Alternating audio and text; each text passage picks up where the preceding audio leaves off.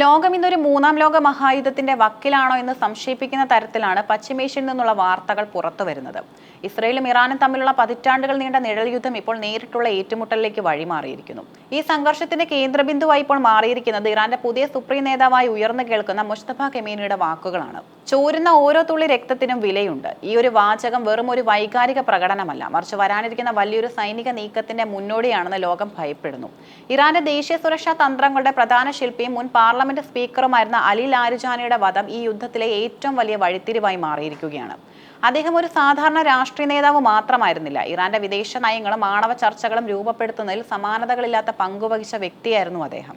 അതുകൊണ്ട് തന്നെ അദ്ദേഹത്തിന്റെ കൊലപാതകം ഇറാൻ ഒരു വ്യക്തിപരമായ നഷ്ടമായിട്ടല്ല കാണുന്നത്, മറിച്ച് തങ്ങളുടെ പരമാധികാരത്തിന് മേലുള്ള നേരിട്ടുള്ള വെല്ലുവിളിയാണ്. ഫെബ്രുവരി അവസാനം മുതൽ ഇറാൻ നേരിട്ട ഏറ്റവും വലിയ സൈനിക തന്ത്രപരമായ ആഘാതമാണ് ലാരിജാനിയുടെ അന്ത്യം.